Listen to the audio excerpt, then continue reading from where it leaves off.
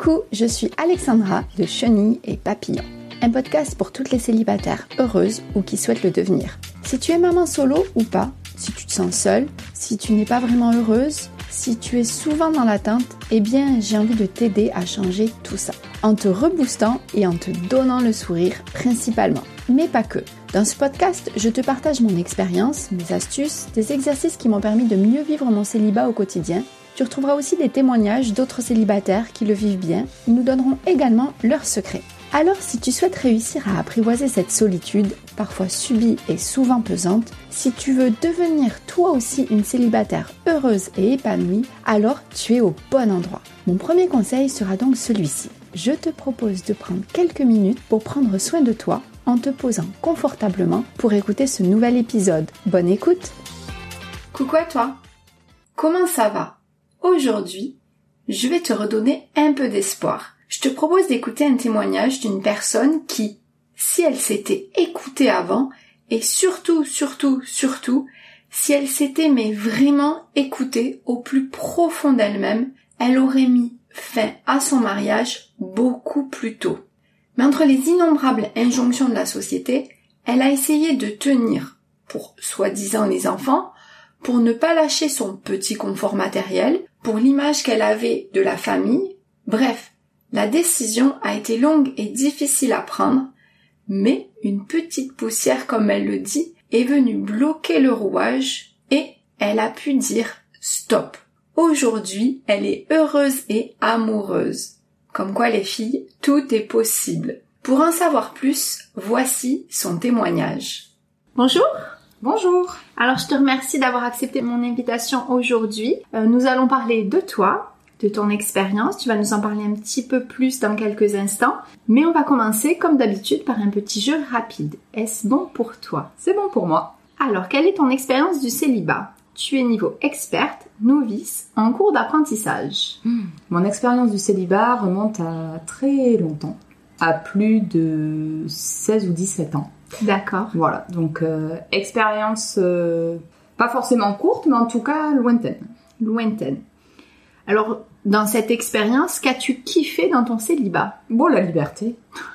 La liberté, la vie. Qu'est-ce que tu as détesté dans ton célibat? La solitude, les soirs, ou le fait de ne pas partager des petits plaisirs simples avec quelqu'un qui nous est cher sur le plan sentimental et amoureux. Quelle serait pour toi la relation parfaite? La relation parfaite, ça serait une relation qui serait remplie de respect et de beaucoup d'amour. Est-ce que pour toi, donc malgré que le célibat soit loin, est-ce que tu penses que être célibataire et heureuse, c'est possible? Ah, largement. Oui, sans aucun souci. Tant que c'est voulu et que ça plaît, oui. Eh bien, je te remercie beaucoup pour toutes tes premières réponses. Donc aujourd'hui, comme je le disais, donc nous allons raconter comment tu t'es séparée, que tu aurais dû peut-être te séparer plus tôt. Oui. Tu parlais de respect justement, mais je vais te laisser en dire un petit peu plus. Est-ce que déjà tu peux te présenter un petit peu rapidement, nous dire ce que tu souhaites? Je suis une jeune femme de 38 ans, entrepreneuse, toujours pour la liberté que j'aime énormément. J'ai 2 enfants de 13 ans et 9 ans, une fille et un garçon, et fraîchement séparés, puisque séparés depuis la fin d'année 2022, donc depuis 6-7 mois. Oui, c'est récent, effectivement. Très récent. Alors justement, tu nous as parlé de respect dans une bonne relation. Est-ce que tu peux justement nous dire en quoi ça consiste pour toi le respect? Alors pour moi, le respect, c'est tout simplement accepter l'autre tel qu'il est. Pouvoir avoir des échanges dans l'acceptation de ce qui peut être dit en cas de désaccord ou d'avis qui ne sont pas identiques. Ça ne veut pas dire forcément tout accepter, mais ça veut dire pouvoir le comprendre et expliquer, être dans l'échange, plutôt que dans la force ou le pouvoir. D'accord. Voilà. Et puis, ça veut dire tout simplement laisser à l'autre la possibilité d'être soi comme il est. Et de l'accepter. Et de l'accepter avec ses défauts et ses qualités, mais ses défauts aussi, de toute façon on en a tous. Et non, pas moi. Et puis voilà, et puis ça veut dire aussi que ces défauts, j'ai appris qu'on pouvait aussi en rire, plutôt que de les rendre vraiment comme des petits diables en fait.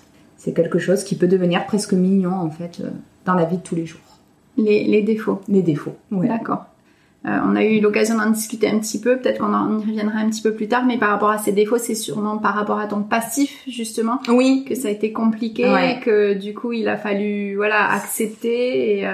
Disons que les défauts étaient décriés, on pouvait se servir des défauts comme des armes. On a tous des défauts, c'est très facile de rabaisser quelqu'un avec les défauts. Mais en fait, les défauts, c'est aussi ce qui fait l'individu. Et au final, quand on les voit différemment, on peut aussi en rire en fait. Et ça peut se terminer en rigolade plutôt qu'en éclat de cri. Et puis pour certaines, des fois, des défauts, c'est pour d'autres des forces aussi. Exactement. C'est une question de de là où tu te places, de là où tu te situes.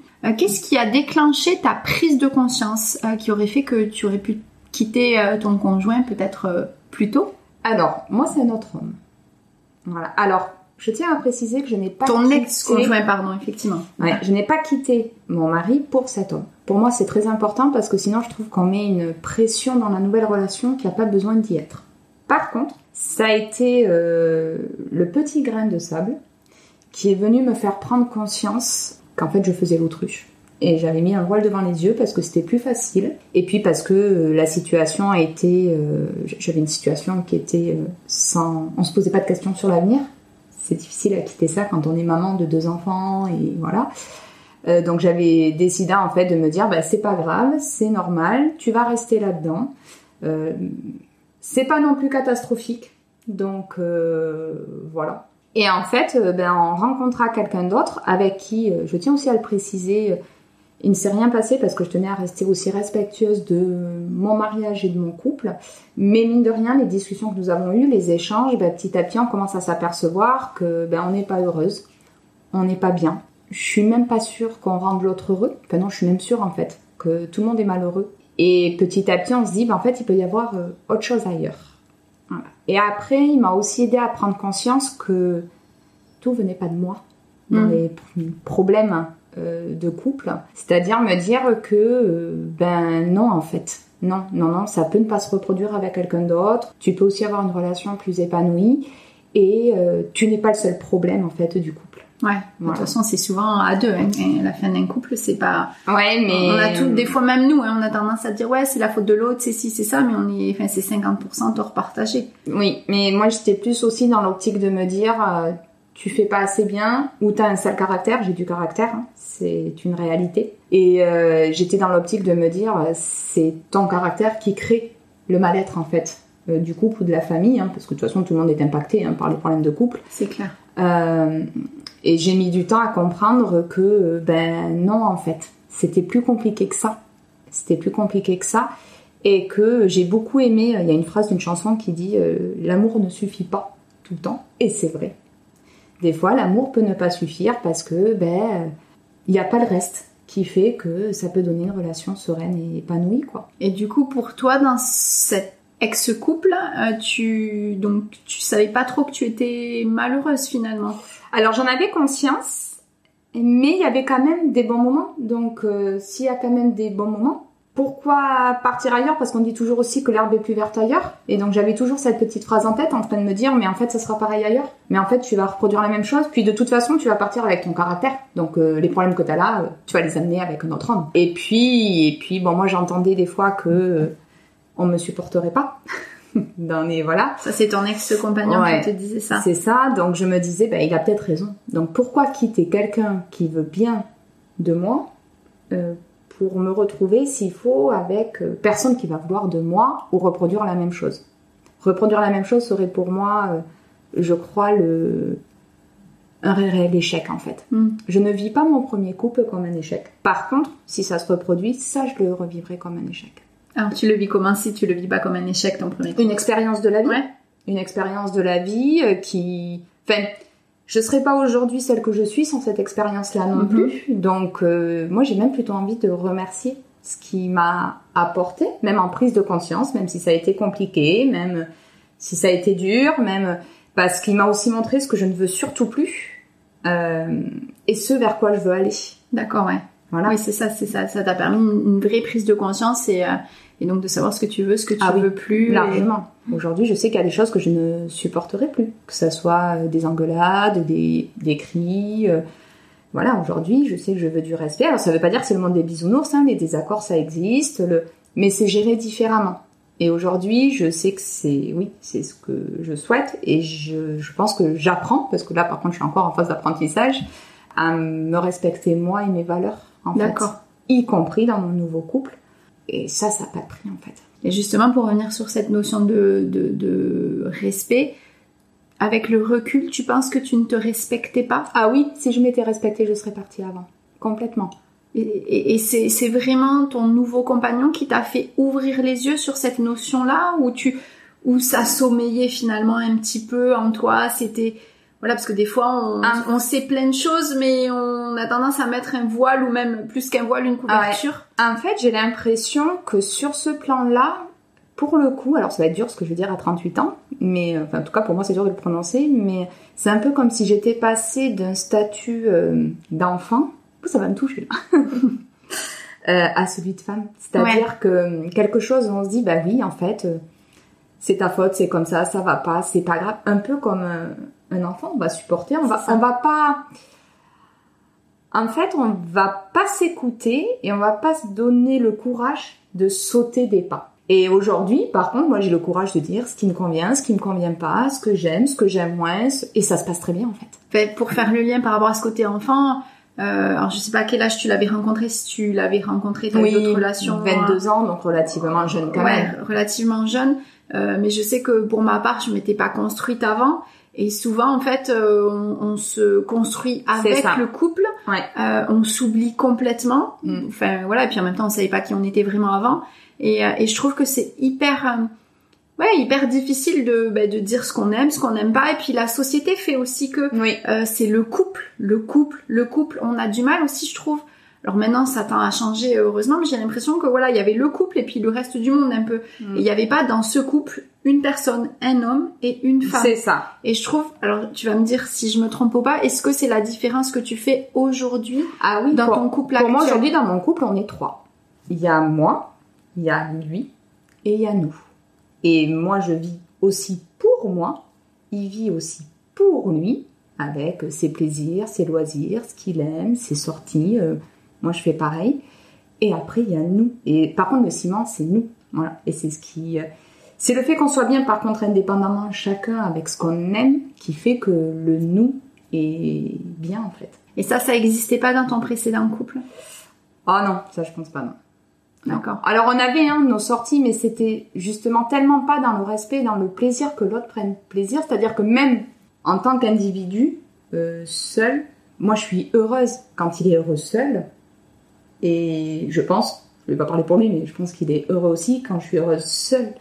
Donc en fait, c'est fait avec... C'est pour ça que quand j'ai dit l'image du couple, pour moi, c'est le véritable amour, c'est aussi ça. C'est aussi le fait de s'aimer séparément, de s'aimer... Mais justement, j'ai fait une interview vendredi d'Ambre qui me disait justement, et c'est ce qui a fait qu'elle est tombée amoureuse de la personne avec qui elle est, c'est cet espace de liberté en fait. Qui lui a permis de pouvoir trouver sa propre place au sein de son couple. Et pour elle en était très frileuse. Et je pense que là, c'est ce que tu me dis aussi finalement, avoir cet espace de liberté où finalement, oui, tu es fort à deux, mais tu es fort seul aussi. Oui, exactement. Quels étaient les signes ou les indices que tu avais ignorés auparavant, mais qui sont devenus vraiment évidents à ta séparation? En fait, je les ai pas ignorés parce que j'étais souvent mal. Donc je me confiais souvent à ma meilleure amie, voilà, il y avait quand même... donc je les ignorais pas, mais je mettais... c'est pas grave, c'est pas grave. Tu disais tout à l'heure. Voilà. Donc les signes qui étaient là, c'était des engueulades régulières avec des mots que je n'aurais jamais dû accepter. C'est le rapport mari aussi, qui existe moins. Femme-mari, enfin je veux dire... voilà, c'est pas évident quand ça va pas... d'être dans des rapports intimes correct, exactement, qui fassent plaisir justement, sans mauvais jeu de mots. Donc voilà, des signes, il y en avait plein. Il y avait le fait que en fait c'était plus normal quand il y avait des désaccords et des engueulades que l'inverse, ce qui est quand même pas normal. C'était devenu comme ça. Oui. Et ça, tu le voyais pas sur le moment? Si, mais est-ce qu'il vaut mieux se séparer pour les enfants? La question se posait. Est-ce qu'il vaut mieux avoir des parents ensemble et qui s'engueulent et leur montrer qu'on peut aussi passer au-dessus du coup des disputes, parce que c'est un peu aussi ce que je me disais. Ou alors, est-ce qu'il vaut mieux des parents séparés? La question s'est posée plus d'une fois. Notre situation matérielle était hyper agréable. Est-ce que je quitte ça? Ouais, c'est ça. Faut être très honnête. On se pose la question. Oui, le confort, c'est l'une des questions qui fait que beaucoup de personnes aussi ne passent jamais à l'acte. Exactement, c'est ça. Et il y a aucune honte à s'inquiéter pour ça. Je tiens à le dire parce que moi j'ai eu honte de faire passer ça, mais mine de rien, on se pose la question aussi. Tu as eu honte par rapport à quoi? De mettre du financier et du matériel sur des questions de bien-être, de respect et d'amour. Pour moi, ça n'a pas sa place dedans. Et en même temps, pour être maman aussi de 2 enfants et m'être retrouvée avec un loyer, seule, etc., c'est des réelles questions. Ah oui, voilà. Surtout dans la société actuelle. C'est ça. Faut pas se leurrer, c'est sûr. C'est le monde on n'est pas dans le monde des bisounours. C'est ça. Où alors mon bien-être passe avant tout, celui de mes enfants aussi. L'aspect financier, on s'en fiche. Voilà, faut pas se leurrer. Exactement. Donc il y avait ça aussi. Donc et puis il y avait le fait que je me suis mariée jeune, avec l'idée de me dire, je finirai ma vie avec le même homme. On deviendra papy et mamie ensemble et on va former une grande famille. C'est l'image que j'avais de la famille. Et c'est l'image que j'ai toujours de la famille. Donc, autant je disais tout à l'heure, mon premier mari, pour moi, c'est pas un échec. Par contre, j'ai dû faire le deuil de l'image que j'avais de la famille. Ouais, ça c'est compliqué. Et ça, c'est hyper compliqué. Je crois que ça a été le plus dur. Je crois que ça a été vraiment le plus dur. D'accord. Voilà, ça et le partage des enfants, on va pas se mentir. Les premières fois où on prend les plannings pour juillet et août, on a l'impression de se partager un sac de pommes. Tu les as 2 semaines là, je les ai 2 semaines là, toi 2 semaines en août. Enfin, c'est super rude, quoi, à vivre la première fois. Moi, j'ai trouvé ça très violent. Donc, pour toutes ces questions-là, on se dit, c'est pas grave, regarde aussi le bon côté. Mais en fait, et à chaque fois, on se dit, c'est pas possible. À chaque fois qu'il y a un événement négatif, on se dit, non, il faut que je parte, ça va pas. Et puis après, l'événement, comme il redescend, notre volonté redescend aussi. Oui, puis comme tu disais aussi tout à l'heure, c'est entre guillemets une question d'habitude aussi. Voilà. Et puis je pense que c'est ça. Des fois, on se dit bon, ça va pas trop, mais il y a pire. Et puis il faut pas se leurrer. La question matérielle, exactement. La question. Moi, je sais que pour ma part, j'avais très peur de me retrouver toute seule aussi.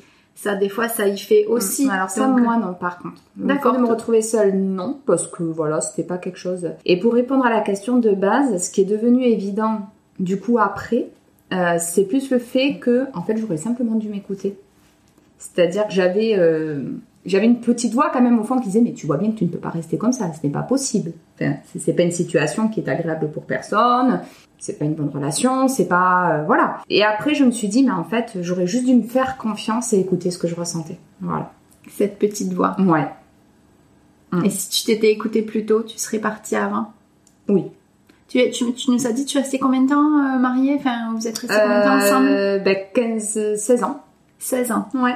16 ans. D'accord. Et tu penses que tu l'aurais quitté vraiment plus tôt si tu t'étais respectée, écoutée? Oui.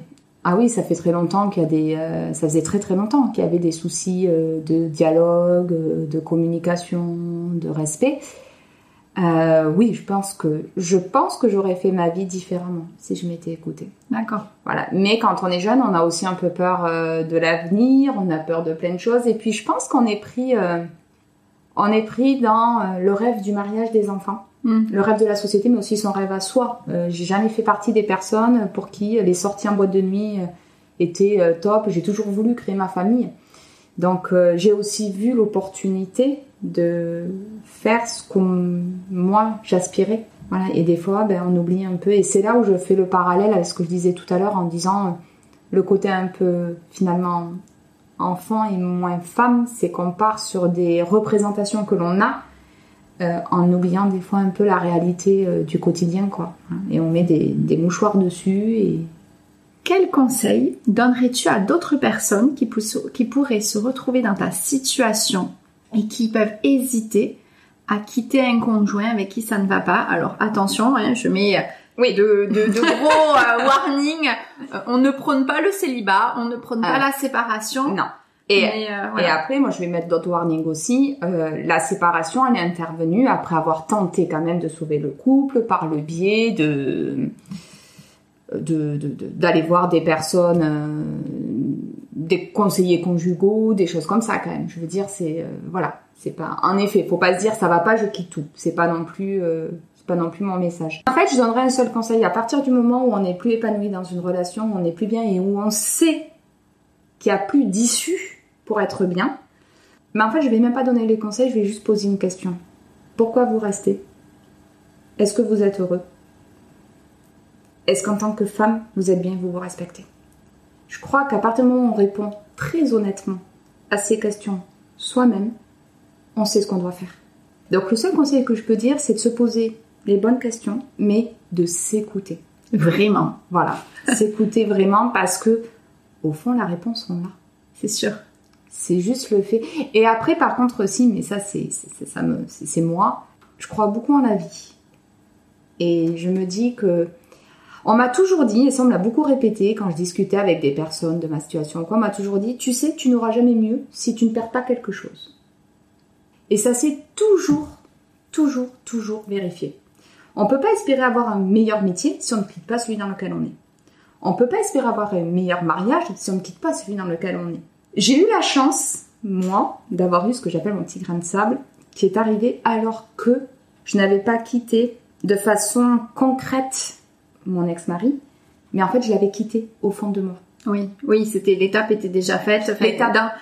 Voilà. Toi, tu avais déjà concrètement pour toi, c'était depuis fini. 1 an, en fait, je pense que le processus de séparation se mettait en place. Mais si j'avais pas lâché ça, si j'étais toujours dans le fait, non, mais ça va fonctionner, non, mais on va tout faire pour, non, mais je vais changer, non, mais voilà, tant pis, je vais pas écouter ce que je ressens, non, mais il y aurait pas eu de place pour la personne avec qui je suis aujourd'hui. Et c'est vrai que du coup, il faut avoir ça en tête. On peut pas espérer mieux si à un moment donné, on lâche pas ce qu'on a. Donc il faut, à un moment donné, prendre son courage, dire j'y vais. Je sais pas où, mais j'y vais. Et faire confiance à la vie. Et c'est vrai qu'en discutant avec les personnes autour de moi, je me suis aperçue que toutes les personnes qui avaient osé à un moment donné faire ça, aujourd'hui, elles étaient toutes épanouies et heureuses. C'est vrai. Donc voilà. C'est vrai. Et toi, tu dis ça a duré 1 an quand même, cette réflexion, c'est quand même long. Oui. Et pendant cette réflexion, tu étais déjà dans le... c'était finalement ce que tu disais. Alors moi, j'en ai... enfants, tout ça, le confort. Non, ça, j'étais bien avant. D'accord. Ça faisait déjà quelques années que j'étais un peu là-dedans. On avait essayé plein de choses. Mais en fait, là, par contre, j'en ai pris conscience après. C'est-à-dire qu'on m'a dit, mais ça va, la séparation. Et moi, je disais, mais oui, ça va très bien, merci beaucoup. Oui, non, mais je vais bien, en fait. Non, mais tu sais, t'as le droit de pas aller bien. Ouais, mais en fait, non, ça va vraiment. Et en fait, en discutant avec des personnes, je me suis aperçue que ça allait vraiment maintenant. Parce que l'étape où j'étais pas bien, où on pleure, on se dit mais mon Dieu ça va pas, mais je l'avais passé avant. C'est ça. Et qu'en fait, j'ai fait les choses un peu à l'envers. J'ai d'abord fait le deuil de mon couple et que du coup le jour de ma séparation, ça a été plus c'est bon quoi, c'est fini. Je ferme la porte à ça et je vais sur autre chose.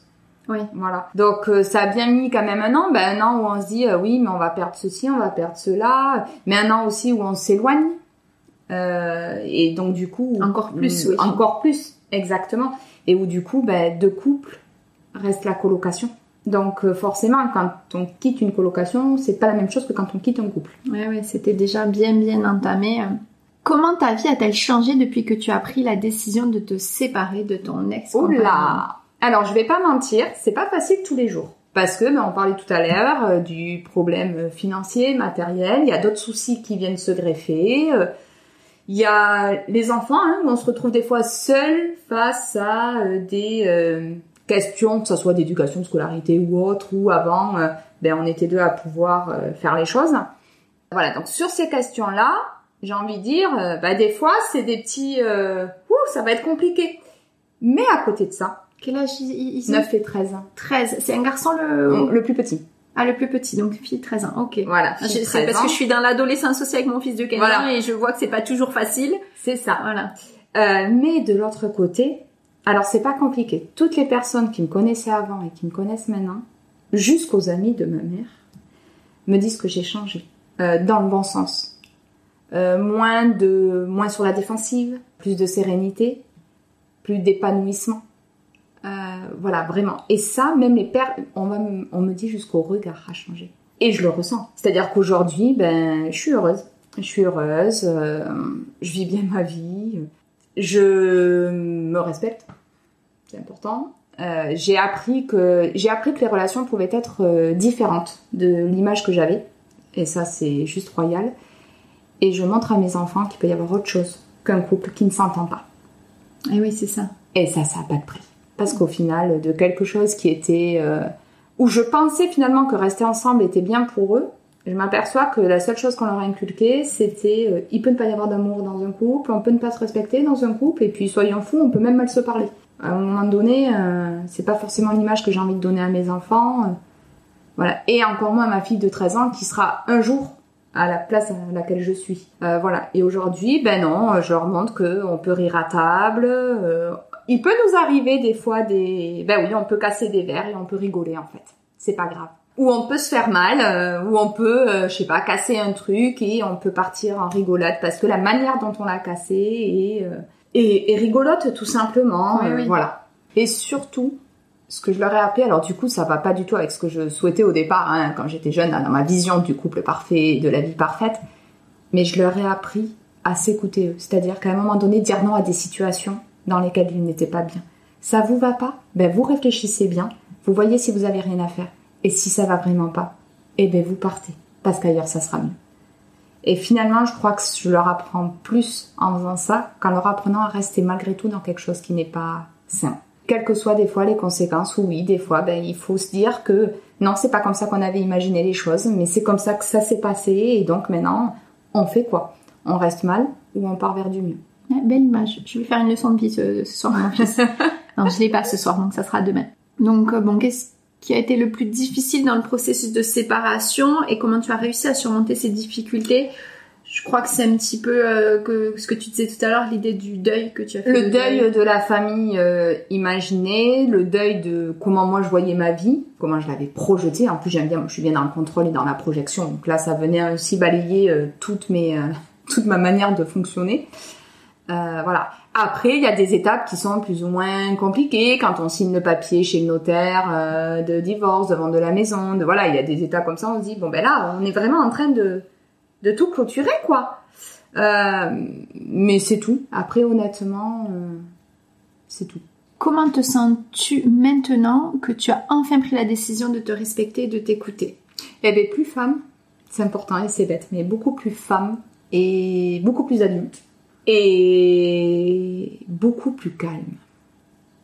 Parce que je pense que quand on se respecte pas, on est dans un combat permanent et perpétuel contre soi-même, contre les autres, contre les idées, contre ce qu'on voudrait, ce qu'on n'a pas, contre... Voilà, c'est un combat perpétuel qui prend de l'énergie. Aujourd'hui, non, je me sens plus sereine, plus épanouie, plus femme, plus adulte, plus... mieux en fait, tout simplement. Et juste pour savoir, bon, c'est un peu perso, hein, tu réponds ou tu réponds pas comme tu veux, mais du coup maintenant ça fait 6 mois que vous êtes ensemble à peu près, ouais, à kiff. Vous vivez ensemble ou non, vous êtes chacun? Alors on vit quasiment ensemble, on fait comme les enfants garde alternée. Donc quand j'ai les enfants c'est chez moi parce qu'ils ont chacun leur chambre, leur bureau. Quand j'ai pas les enfants c'est chez lui. On a le projet de vivre ensemble. D'accord. C'est simplement pour des questions déjà de papier parce que tout n'est pas encore clôturé et puis le temps de faire les aménagements nécessaires pour pouvoir accueillir mes 2 enfants chez lui quand même parce que voilà. Mais oui ça a été on s'est pas quitté une seule fois en fait depuis qu'on est ensemble. Ah oui, ouais, c'est chouette. Voilà. Les filles, c'est possible. Oui, c'est possible. Là, je revendique haut et fort. Alors j'avais une question parce que tu nous dis que tu t'es remis de suite avec cette personne. Donc concrètement, combien de temps après? Et alors moi, je suis quelqu'un qui prône... Alors, je prône pas le célibat, mais je prône quand même le fait de prendre du temps pour soi. Est-ce que tu penses que tu n'aurais pas eu besoin de ce temps-là pour te ressourcer, retrouver ce que tu veux? Combien de temps après? 2-3 jours après. Officiellement? Enfin, même officieusement. Voilà, moi, j'avais déjà le cœur qui vibrait. D'accord. Mais... pour des raisons personnelles et je ne jugerai jamais ce qui se passe entre 2 personnes, qu'on aille voir ailleurs ou autre, mais moi c'est quelque chose pour lequel pour moi c'était pas possible en fait. Donc j'ai mis les choses d'abord au clair avec mon ex-mari en disant c'est terminé. Je lui ai dit pourquoi. Donc j'ai mis vraiment carte sur table et une fois que tout était terminé, voilà, que moi je digère juste le petit temps de la séparation en quelques jours et après du coup j'ai revu cette personne là et bon à un moment donné quand ça vibre. Alors, c'est rigolo la question parce que j'ai eu deux sortes de réactions autour de moi. La première, la famille qui a de suite accepté la situation, mais alors et mon nouveau conjoint les bras ouverts parce qu'il me voyait bien. Et j'ai eu la réaction d'amis, pour certaines même divorcées ou séparées, qui me disaient non mais attends Céline, tu sais ce qu'on dit, hein. Une relation après une séparation, c'est pas bon. Faut prendre du temps pour soi. Est-ce que t'es sûre? En fait, moi je l'ai pas vu comme ça. Il faut prendre du temps pour soi quand c'est nécessaire. Il faut pas se dire que la relation qui arrive après est forcément la relation de sa vie. Oui, parce que souvent, c'est la relation pansement. Ça peut être la relation pansement, c'est une réalité. Mais moi, j'étais pas dans ce cas-là. C'est-à-dire que la personne qui est arrivée à ce moment-là dans ma vie, ça a été comme une évidence pour nous deux. Et ce que je ressentais au fond de moi, c'était pas une relation pansement. On va toujours pouvoir me dire, oui, mais t'es pas objective, oui. Mais si, en fait, parce que là, par contre, je me suis écoutée. Et c'était partagé. Et lui venait pas de se séparer, hein. Ça faisait 7 ans qu'il était séparé. Donc il avait eu des histoires entre-temps, mais la véritable séparation, ça faisait 7 ans qu'il avait des histoires, Donc je veux dire, il n'était pas dans cette relation-là. Et quand on était deux à ressentir cette évidence-là, je n'allais pas passer à côté de quelque chose pour des principes de la société qui dictent déjà beaucoup de choses, comme quoi il faut laisser du temps. Alors combien de temps? À partir de quand je peux me dire que oui, je peux revivre une histoire réelle avec quelqu'un? Voilà. Donc j'ai dit non, en fait, je sais ce que je ressens et aujourd'hui je regrette pas. Et toutes les personnes par contre qui nous ont vus et qui étaient proches ont de suite dit que c'était la même évidence que nous. D'accord, ils l'ont vu. Ah oui. Après, c'est pas un jugement de valeur, mais les personnes aussi peut-être qui t'ont dit ça, qui ont divorcé, peut-être c'était des personnes aussi qui étaient célibataires et qui avaient peut-être du mal à retrouver ou pas du tout. Ou qui ont retrouvé, mais qui se sont retrouvés en effet véritablement sur des relations pansement. Après, il y a quand même une différence, c'est que, en effet, moi mon deuil, il a duré 1 an avant, où je me suis posé des questions, où j'ai parlé avec des personnes. J'ai beaucoup de personnes dans mon entourage qui ont fait des études de psychologie, de coaching, d'accompagnement. Donc, en parlant avec elles, je veux dire, moi, j'avais quand même évolué aussi sur comment j'étais, ce que je souhaitais, où j'allais. Donc, c'est vrai que j'étais pas dans la phase basse d'une séparation. Je pense que je l'avais vécu avant sans être séparée officiellement, en fait. Ouais, ce que tu disais, ouais. Voilà. Et oui, c'est sûr, oui. Donc, du coup, quand c'est arrivé à toi, il y avait pas ce besoin de se délai. Non. Mais je crois qu'il faut arrêter avec tous ces principes. C'est comme, on doit avoir des enfants tôt, on doit être en couple, on doit faire ceci, on doit faire cela. On part pas avec des enfants en van, on n'amène pas des enfants des enterrements. Bref, des exemples comme ça, j'en ai 10 000 où on a eu des discussions sur ce qu'on est censé faire. Parce que c'est ce qu'on nous indique depuis tout petit. Mais voilà, à un moment donné, ça va revenir avec ce que je disais depuis le départ et ce que je dis. Il faut s'écouter et se respecter et on sait du coup où sont les choses. Et il n'y a pas de problème non plus avec la relation pansement. Si on a envie d'avoir des relations pansement parce qu'on en a besoin, on a besoin de se prouver qu'on se plaît, on a besoin de se prouver que on peut aussi aller à droite à gauche sexuellement parce que ça nous fait plaisir. On a besoin de voir qu'on peut intéresser. Allons-y. C'est pas une obligation non plus. Et à un moment donné, faut, quand la vie nous met des petits cadeaux sur le chemin, il faut pas se dire non, ça rentre pas dans les principes. Ah, c'est clair. Oui, non, mais c'est sûr. Après, je pense que la base de tout, c'est se respecter, s'écouter, surtout s'écouter, quoi. Je pense qu'il n'y a pas de bonne ou mauvaise solution. Voilà, exactement. C'est chaque solution, chacun a besoin de temps. Enfin, moi, voilà, pour le coup, ça a duré quasiment 7 ans. Pour d'autres, voilà, ça a duré 2 jours, comme toi. Mais je veux dire, après, je pense que chacun, il faut pas se comparer, j'ai fait un épisode justement sur la comparaison. Et c'est vrai que la société, justement, fait qu'on a tendance à comparer, et puis on dit, il faut que, font que, c'est évident, des fois, c'est pas évident de trouver sa place et de se dire, bon, mais je vais où, je fais quoi, comment, pourquoi. Non, moi là-dessus, par contre, j'ai eu aucun doute. J'ai eu aucun doute de dire aux gens, ouais, j'entends ce que tu dis, je suis consciente que c'est pour moi que tu le dis, mais c'est pas ça du tout. Et au final, c'est ce qui se démontre.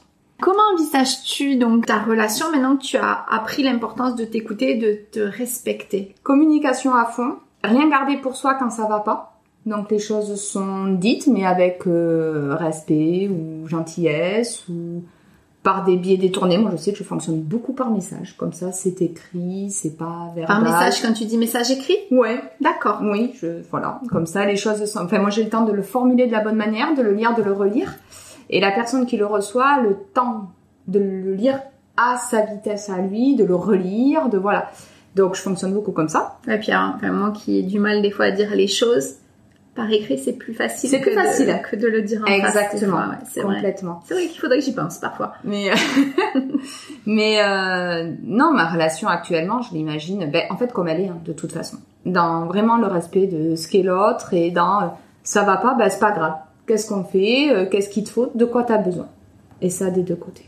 Ouais, la communication, l'écoute, quoi. La communication, l'écoute, et puis vraiment le besoin de l'autre. Qu'est-ce qui se cache derrière des choses. Surtout que là aussi, on va pas se mentir, quand on refait sa vie après des expériences, etc., on vient les deux avec son bagage. Tout à fait. Lui a des enfants Une fille. Ouais. D'accord, aussi. Donc, de 18 ans, donc plus grande. Plus grande, ouais. Ouais. Mais voilà, on vient les deux avec son bagage, l'expérience, qui fait quand même peu de temps au début à avoir confiance, à se dire, non, c'est possible, à se dire on peut communiquer, c'est pas grave. Voilà. Après, moi, j'ai fait le choix de balancer tout d'un coup, comme ça, il avait le package et il faisait ce qu'il voulait avec, mais... mais au moins, c'était clair. C'était clair. Voilà. Comme tu l'as dit, communication, c'est voilà, ça. Ouais, toutes les choses sont claires, dites et précises. Alors, nous arrivons gentiment donc à la fin de notre interview. Du coup, pour toi, qu'est-ce qui t'a permis de devenir papillon? Le processus qui m'a fait aller vers la personne avec qui je suis actuellement. Ce que lui a déclenché, en fait. Ce que lui a déclenché lors des discussions, lors de plein de choses, et la prise de conscience, du coup, qui s'en est suivie. Parce qu'en discutant, en disant, mais en quoi tu serais responsable de tout ce qui ne va pas dans le couple, et du coup là on se retrouve en train de se dire il faut bien que je réponde. Donc au début on répond pas avec la tête, on répond spontanément parce qu'il y a ceci, cela, et puis voilà, l'échange après qui se crée fait c'est justement, je pense que tu as répondu avec la tête et pas avec le cœur peut-être. Oui, oui. Alors je voulais dire sans réflexion, on dit directement ce qui vient. Oui, fait. D'accord, voilà. Ouais. On est vraiment dans l'instantané de la réponse, puis après on repositionne un peu les choses. Voilà, et puis on voit qu'on fait bouger un peu la carte de nos croyances, et je pense que c'est vraiment ce processus-là qui m'a permis de devenir papillon. Et juste, en petite parenthèse, vous vous êtes rencontrés dans la vraie vie, du coup, toi t'étais pas du tout sur les sites de rencontres? Pas du tout, absolument pas, on s'est rencontrés sur une activité que fait mon fils. D'accord. Donc rien à voir, en plus une activité... vraiment masculine et plutôt c'est dans tout ce qui concerne les avions, donc plutôt masculine, et voilà, il y a très peu il y a très peu de mamans qui amènent les enfants là-bas, rien n'était prévisible, rien n'était non, vraiment le truc où c'était improbable. C'est beau. Ouais. Belle histoire. Si tu devais donner un conseil, alors tu nous en as dit peut-être un tout à l'heure, mais s'il y en avait peut-être un autre, un conseil à toutes les alors célibataires qui nous écoutent, ou personnes mariées, peu importe, à toi de voir qu'est-ce que tu voudrais dire. En fait, le conseil je l'ai donné tout à l'heure, j'ai juste envie de dire que de très belles histoires d'amour c'est possible, et des histoires qui peuvent être comme j'appelle les âmes sœurs, ou vraiment quelque chose où on est bien et où on se sent à sa place dans un couple, avec une personne, c'est possible en fait. Voilà. Moi, ça m'a appris ça. Ça m'a appris à me dire, mais oui, des fois, on croise des personnes qui ont 80 ans, 70 ans, et on voit dans leurs yeux qu'ils sont encore amoureux. À l'époque, j'en croisais quelques-unes. Et ça me touchait toujours beaucoup. Et je me suis aperçue qu'en fait, dans notre société, souvent, on se contentait de ce qu'on avait, y compris dans les relations. Au lieu d'aller chercher ou d'attendre que ça arrive, n'importe, mais au lieu d'accepter qu'il pouvait y avoir encore mieux. Et aujourd'hui, quand je discute, je vois plein de gens autour de moi qui sont bien dans un couple, mais comme ils diraient, je suis bien au travail, je suis bien dans le sport, je suis bien. Oui, t'es bien, mais t'as les papillons, t'es épanoui, t'es heureux, ça vibre. Je suis bien. Ok, ben voilà, c'est ça. Moi, j'ai appris, et je dirais aux gens, c'est possible de vibrer pour quelqu'un et avec quelqu'un. Donc, c'est possible, ça existe. C'est possible. Ça serait ton mot de la fin? Ouais. Ou tu voudrais en rajouter un autre? Non, ça me va de rester sur les vibrations avec quelqu'un, ça me va. Ça me va. En tout cas, je te remercie beaucoup d'avoir accepté donc mon invitation, d'avoir partagé un petit bout de toi, de ton parcours et de ton expérience. J'espère que voilà, moi j'ai trouvé ça hyper enrichissant, hyper intéressant, et j'espère que ça le sera aussi pour toutes ceux et celles qui nous écoutent. Merci beaucoup. Merci d'avoir pris le temps d'écouter jusqu'au bout l'épisode. J'espère que cela t'a plu, t'a aidé et peut-être même reboosté. Si c'est le cas, alors n'hésite pas à soutenir le podcast en t'abonnant pour ne rater aucun épisode et en mettant 5 étoiles car cela va me rebooster à mon tour pour continuer et te proposer d'autres épisodes. Et si tu penses que cela peut aider d'autres personnes, eh bien n'hésite pas à le partager autour de toi. Tu peux me retrouver également sur les réseaux sociaux, Insta, Facebook. Si tu le souhaites, tu peux t'abonner à la newsletter également pour recevoir régulièrement des infos, des astuces pour mieux gérer ton célibat au quotidien et continuer ta quête du bonheur et devenir une célibataire heureuse et épanouie. Tous les liens et infos sont dans la description. Je te dis à très vite pour un nouvel épisode. À bientôt!